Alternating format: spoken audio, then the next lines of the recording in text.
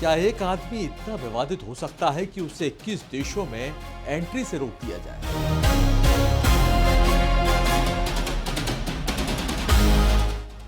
क्या कोई गुरु अपनी डिग्रियां जला सकता है? और क्या कोई इंसान अपनी मौत को उत्सव बनाने की बात कह सकता है?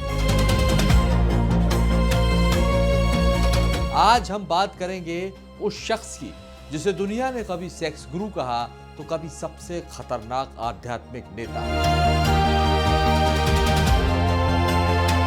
और आज वही इंसान सोशल मीडिया पर सबसे ज्यादा शेयर किए जाने वाले कोट्स का स्रोत है। जी हां, हम बात कर रहे हैं ओशो, जिन्हें दुनिया रजनीश के नाम से जानती है।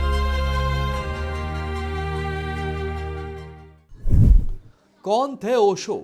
ओशो का जन्म मध्य प्रदेश के रायसेन जिले में एक जैन परिवार में हुआ था। बचपन का नाम था चंद्रमोहन जैन। शुरुआत से ही वे अलग थे।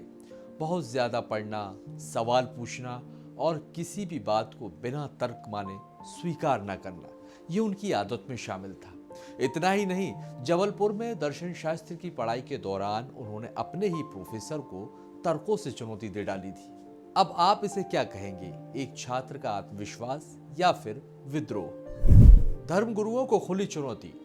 1960 से 70 का दौर, जब धार्मिक साधु संतों के खिलाफ बोलना लगभग असंभव था, लेकिन ओशो ने हिंदू, मुस्लिम, जैन और लगभग हर धर्म के परंपरागत ढांचे को चुनौती दी थी। वे कहते थे कि सत्य किसी धर्म की जागीर नहीं है। जरा सोचिए, क्या उस समय ऐसा कहना आसान रहा होगा? ऐसी विद्रोही स्वभाव के कारण उन्होंने नौकरी भी ज्यादा दिन तक नहीं की। बताया जाता है कि उन्होंने अपनी डिग्रियां तक जला दी थी। ऐसे में सवाल यही है कि आखिर ये कैसा व्यक्ति था जिसने अपनी उपलब्धियों को भी जला दिया था? आखिर यह व्यक्ति चाहता क्या था? मुंबई से ओशो बनने तक। ओशो जबलपुर से मुंबई पहुंचे। यहीं से उनके जीवन का नया अध्याय शुरू हुआ। ध्यान, योग और डायनामिक मेडिटेशन के प्रयोग ने युवाओं को आकर्षित करना शुरू किया। धीरे धीरे रजनीश ओशो बन गए और उनके प्रवचन इतने लोकप्रिय हुए कि दुनिया भर से लोग भारत आने लगे। क्या आपने कभी उनका कोई प्रवचन सुना है? और अगर सुना है तो कमेंट्स में हमें जरूर बताइए कि वो प्रवचन आपको कैसा लगा। अमेरिका में बसा दिया शहर। अब कहानी का सबसे फिल्मी हिस्सा। ओशो अपने अनुयायियों के साथ अमेरिका पहुंचे। ओरेगन राज्य में 36,000 एकड़ जमीन पर एक पूरा शहर बसाया गया। रजनीशपुरम एक ऐसा शहर जिसमें अपना एयरपोर्ट, प्राइवेट जेट और हजारों अनुयायी। क्या आपने कभी सुना है कि किसी आध्यात्मिक गुरु ने पूरा शहर बसाया हो? लेकिन जितनी तेजी से वो शहर बना, उतनी ही तेजी से विवाद भी शुरू हो गए। अमेरिकी सरकार से टकराव।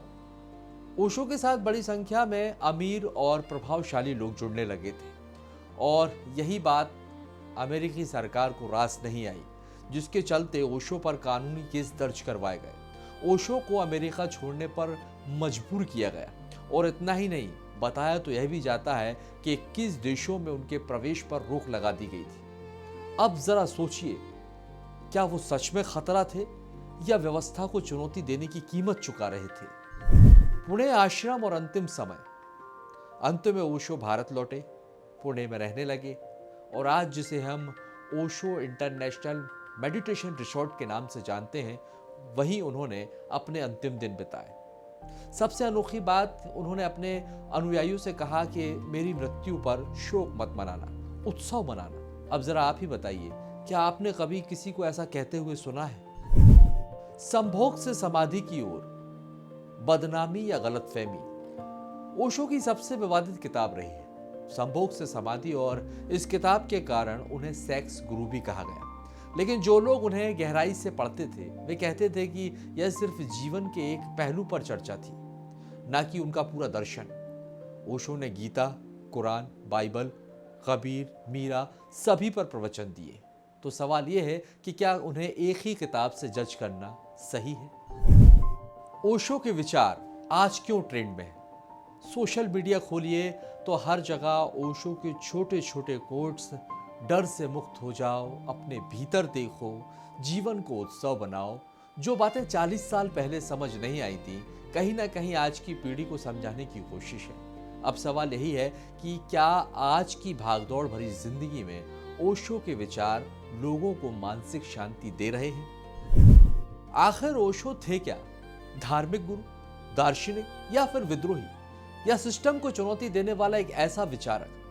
शायद ओशो को किसी एक फ्रेम में बांधना उनकी सोच के खिलाफ है।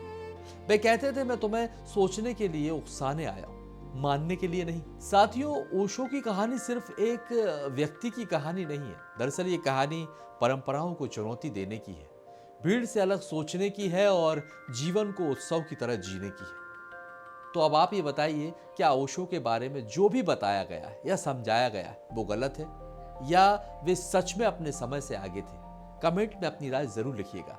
और अगर आपको ऐसी गहराई वाले एक्सप्लेनर वीडियो पसंद है तो वीडियो को लाइक करें, शेयर करें और चैनल को सब्सक्राइब करना ना भूलें। हम फिर मिलेंगे एक अगली कहानी के साथ। तब तक आप भी अपने जीवन को उत्सव बनाइए।